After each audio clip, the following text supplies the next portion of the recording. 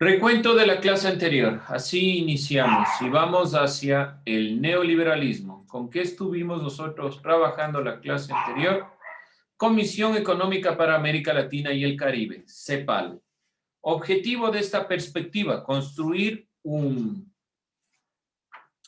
¿cómo decirlo? Una especie de comisión general, bueno, una comisión, pero sobre todo una especie de forma en la cual América Latina tenga impulso económico desde una perspectiva de cambio de la visión económica centrada en el capitalismo, para lo cual los pensadores del estructuralismo, los que vemos en imágenes y que ya hemos puntualizado, principalmente van a guiar la perspectiva en América Latina en un cambio, pero sí se dan cuenta que de todos modos, aun cuando hay un cambio, se van a centrar en la industrialización, es decir, tomar de cierta forma un modelo que ha funcionado en Europa o ha funcionado en los Estados Unidos, que ha sido la revolución industrial, el proceso de generar industria interna,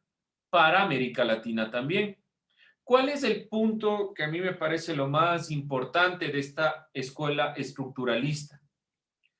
Que la idea principal es romper las estructuras, romper todo el modelo que se nos ha implantado.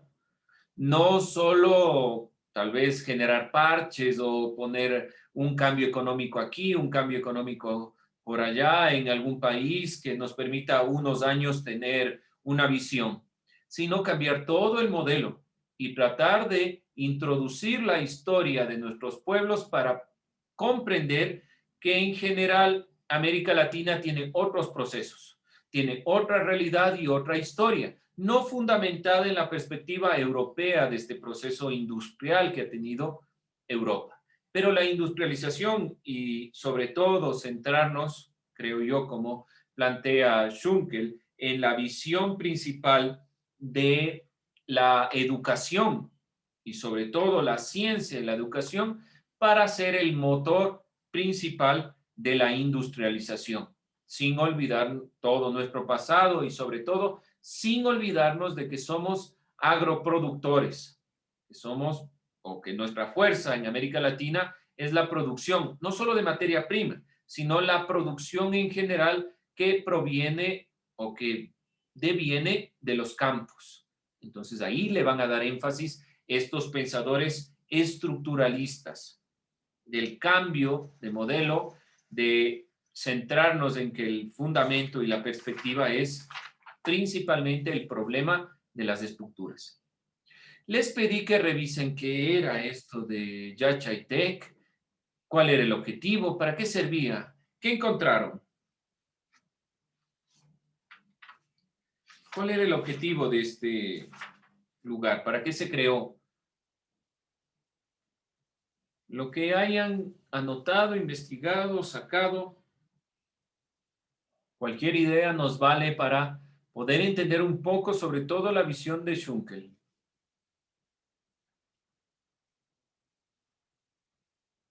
Prendan su audio y me cuentan. Es la primera universidad de investigación intensiva en el Ecuador y es una pieza clave de un plan nacional emblemático que ambiciona la construcción de una economía basada en el conocimiento, la ciencia y la tecnología. Gracias, Carla. Ahí hay un punto esencial en lo último que usted dijo. Bueno, dentro de todo el contexto, ¿no? Pero sobre todo en la última parte que le da un poco de énfasis a esta visión estructuralista que ha ido calando mucho en las perspectivas socialistas del siglo XXI, en las perspectivas económicas de América Latina. Esta universidad de Yachai-Tech, además de ser la primera universidad de investigación, plantea una perspectiva en relación a un modelo económico basado en la ciencia y la investigación. ¿Qué decía de todos modos Schunkel? La visión principal del cambio de modelo, de la ruptura de estructuras, además de incluir el ámbito histórico, debe incluir el énfasis en la investigación científica para generar industria. ¿Cómo podemos nosotros tener industria si no sabemos o no tenemos gente preparada para realizarla? Necesitamos generar el proceso. Nosotros no estamos en el caso de Europa ni todo su proceso histórico, que tal vez tuvo énfasis en los comerciantes, en estos grupos. Debemos darle énfasis a los científicos, a los pensadores, a los investigadores. Y la Universidad de Yachay, aun cuando es una perspectiva de este socialismo del siglo XXI, inicia su visión con esta misma idea: romper las estructuras de que los países nos vendan hasta conocimiento. Porque si nosotros vemos muchas de las visiones o de las perspectivas en ustedes mismos, después de la universidad, si es que la seguimos aquí, ¿cuál es el objetivo?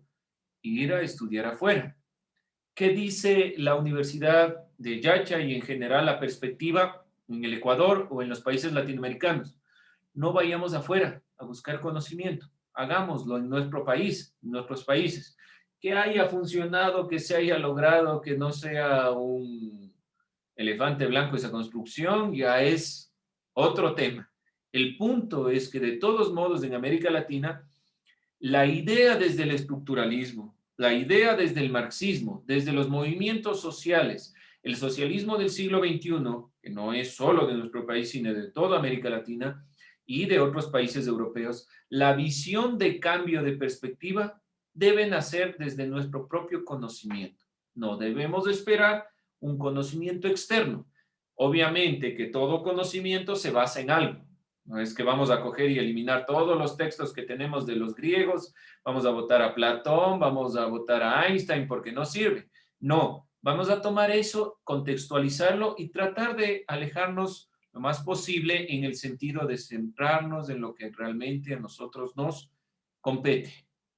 Ese es el estructuralismo y en Yacha y a mi forma de ver, miren que no era algo que yo lo haya planificado, sino que se me viene siempre a la mente estas consideraciones porque es mucho de lo que están diciendo estos pensadores, sobre todo Schunkel en el sentido de la ciencia.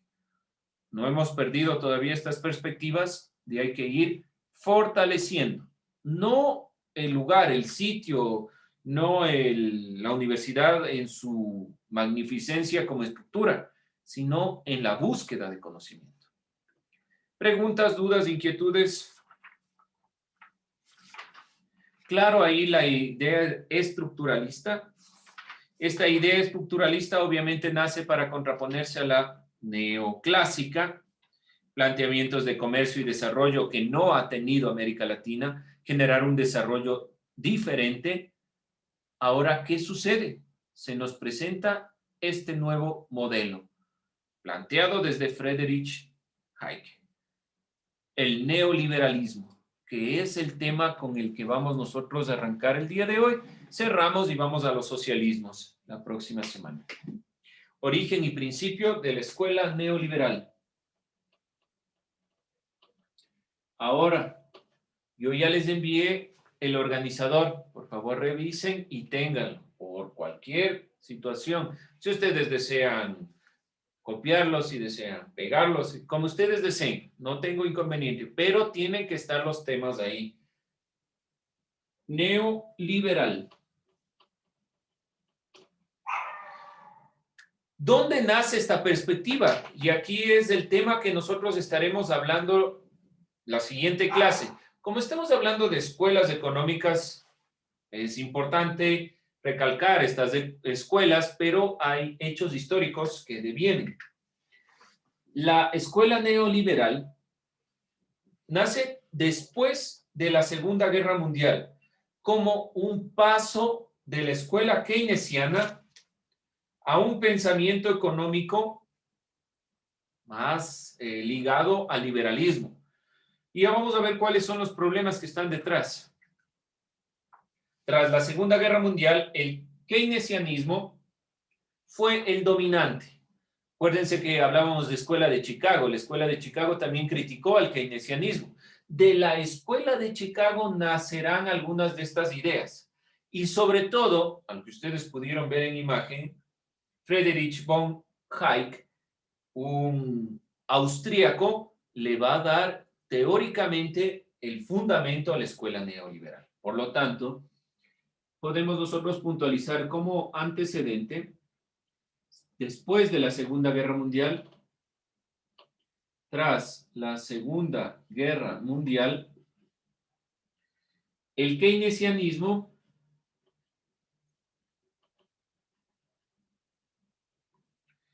pasa a ser el pensamiento dominante económico de los países capitalistas.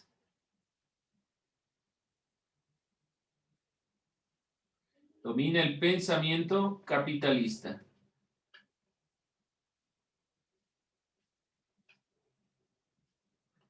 ¿Alguien recuerda cuáles eran los postulados de John Keynes, el keynesianismo en general? Revisemos un poco. ¿Dónde nace el keynesianismo? Tras la Primera Guerra Mundial, el problema de la década de la Gran Depresión en 1830. La escuela neoclásica se mantiene, pero esta escuela neoclásica no logra responder bajo a la caída económica que se presenta en los años 30. Entonces, el keynesianismo nace como una nueva visión, pero ¿cuáles eran los postulados? Porque el neoliberalismo va a atacar fuertemente al keynesianismo y a John Keynes. Este pensador, von Hayek, va a decir hasta que Keynes no sabía absolutamente nada de economía. Ya lo vamos a ver en una entrevista, cuando tengamos tiempo, unos minutos, para visualizar lo que dice. Pero ¿cuál era el postulado? ¿Qué decía el keynesianismo? A ver, simplemente revisar lo que han anotado.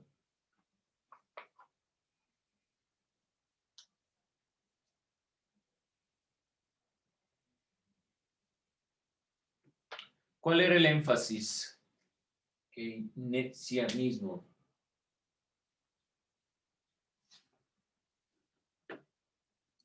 A ver, veamos. Bianca.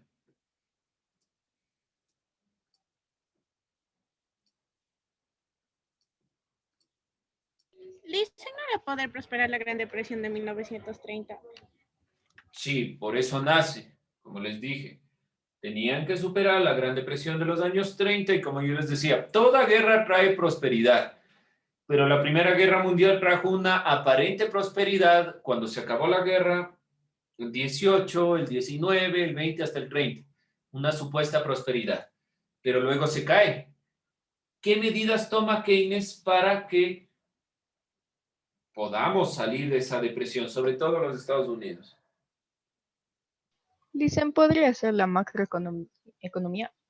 Ya, sí, hay una inclusión de la macroeconomía donde el neoliberalismo solo se centró en lo micro, en eso, y ver la economía como una economía global, ¿sí? Keynes también le da énfasis a la economía global. Y hay algo más importante que diría yo. No se olvida de la libertad y réplica a los clásicos. Sí, por eso, ahí justo está el punto. ¿Cuál es la réplica a los clásicos? ¿Qué les critica? El análisis del micromercado. Sí, pero hay un poco más. Sí, están dentro del micromercado y el macromercado. ¿Es un dogma como oferta como factor económico? Sí, en la crítica de la oferta y se van a centrar más en la demanda que en la oferta. Pero hay algo más. Hay un punto más. Están bien, estamos ahí. Todos esos elementos son propios del keynesianismo y me parece que son relevantes. Pero hay otro elemento más. Dar énfasis a lo social. Dar énfasis a lo social. Muy bien, por ahí.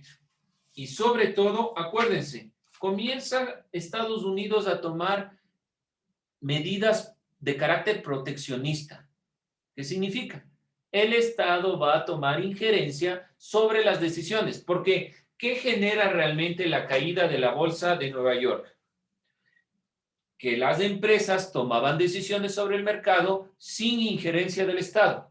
Criterio liberal tanto de la escuela clásica como de la escuela neoclásica, porque el liberalismo como visión política está detrás de la escuela clásica y neoclásica. se quiera ver como quiera, porque la escuela neoclásica le da énfasis a la matemática, pero sigue siendo liberal. ¿Por qué razón? Porque son las empresas las que toman las decisiones sobre el flujo económico. Entonces, ¿cuál es el punto? Todo lo que ustedes han dicho es correcto, está ahí detrás, pero sobre todo diría yo que el énfasis que Keynes y la crítica que le va a hacer el neoliberalismo es fundamentalmente a esta perspectiva proteccionista que le va incluyendo a la visión,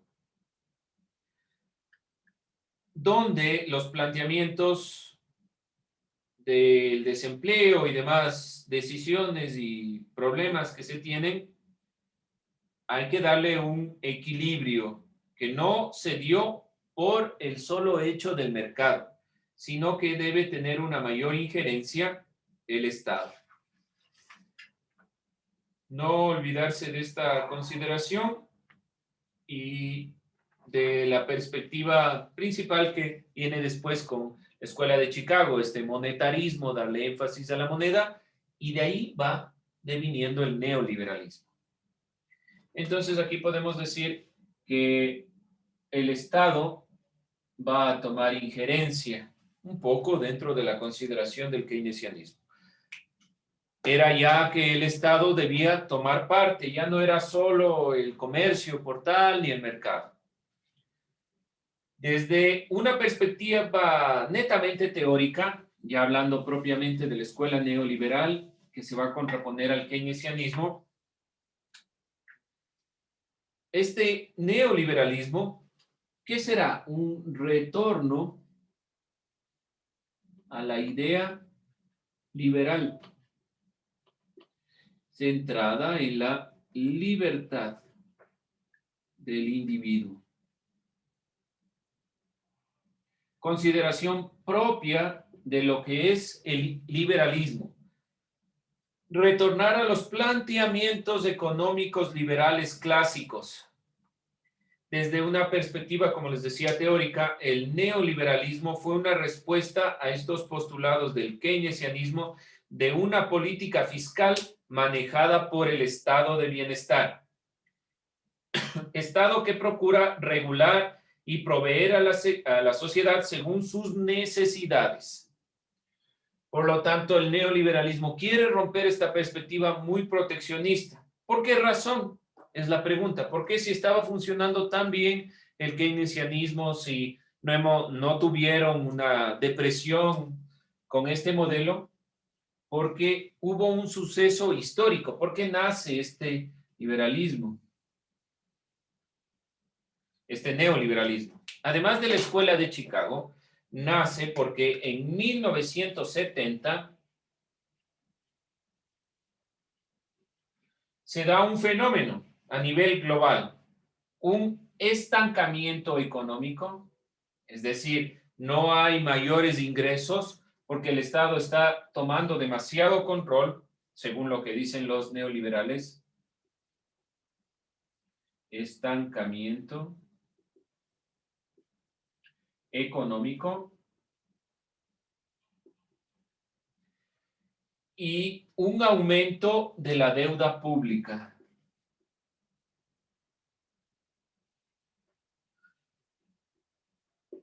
Lo que ha sido altamente criticado a los procesos socialistas del siglo XXI y a los procesos en general comunistas, socialistas y de este ámbito de izquierda, que se sobrecargan en deuda pública, porque el Estado es el que toma las decisiones. Es verdad, Estados Unidos no fue de este ámbito, Keynes no era un socialista, simplemente trató de introducir al Estado mayor injerencia en la toma de decisiones para que no se caiga nuevamente en una depresión, pero los neoliberales dicen estos elementos que identificamos son por la mala toma de decisiones del keynesianismo. No se debió dar tanto manejo al Estado. Se lleva a cabo una intervención mayor de las decisiones sobre la política económica, el manejo de rentas y demás a través del Estado. no puede regularse así. Debe haber libertad del individuo, libertad de opinión, retorno a estas ideas que dieron origen al pensamiento de los países capitalistas. Si somos netamente capitalistas, dentro de esta perspectiva neoliberal, entonces no podemos basarnos en una visión que no sea liberal. Tiene que ser o tiene que haber esta idea de libertad. En las críticas de este estado de bienestar está principalmente Friedrich Hayek. Dentro de las visiones se coincide su rechazo al keynesianismo en la minimización o en la disminución del Estado y la priorización del rol del mercado. Es un retorno al liberalismo. Algunos pensadores dicen que realmente no existe el neoliberalismo. No es algo nuevo, sino que es un retorno a lo liberal. Eso ya depende de diferentes posturas. En América Latina, una de las principales críticas ha sido a la escuela neoliberal. ¿Por qué razón? Porque la escuela neoliberal dio origen a estos no tan queridos individuos, al presidente Ronald Reagan en los Estados Unidos y a Margaret Thatcher en Inglaterra, que fueron los principales gestores de los procesos económicos en América Latina. Las deudas o los problemas en los años 80 con el petróleo generaron deudas en los países de América Latina, generaron el Fondo Monetario Internacional y demás consideraciones, ¿sí? Entonces, más allá de que nos guste una u otra postura, creo yo que los estructuralistas sí tienen algo de razón. Debemos nosotros realmente centrarnos en lo que nosotros tenemos como América Latina, no esperar modelos, o tal vez no tomar modelos que no se adecúan a las perspectivas propiamente latinoamericanas. A partir de los últimos años de la década de 1970, comenzó un giro en los Estados Unidos y el Reino Unido, como les decía, hacia la implementación de políticas de carácter neoliberal. Por lo tanto, el final de 1970, principios de los 80, se asume la reserva de los Estados Unidos con el fin de controlar el precio de la inflación, controlar todo lo que conlleva estas consideraciones económicas, y se le va eliminando al Estado. Por lo tanto, aquí los Estados Unidos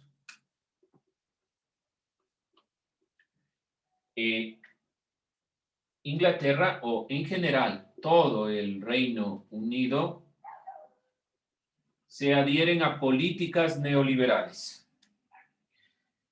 Margaret Thatcher fue electa primera ministra de Gran Bretaña y, en contra del consenso establecido tras la Segunda Guerra Mundial, emprendió políticas como la reducción de impuestos, privatización, represión del sindicalismo. Este es uno de los problemas principales que se critica al neoliberalismo, la privatización.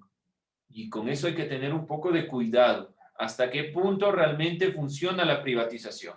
Es decir, por ejemplo, yo tengo el CNT, de que pertenece propiamente a este proceso del Estado, y tengo, por ejemplo, la empresa de agua pública, la empresa eléctrica pública.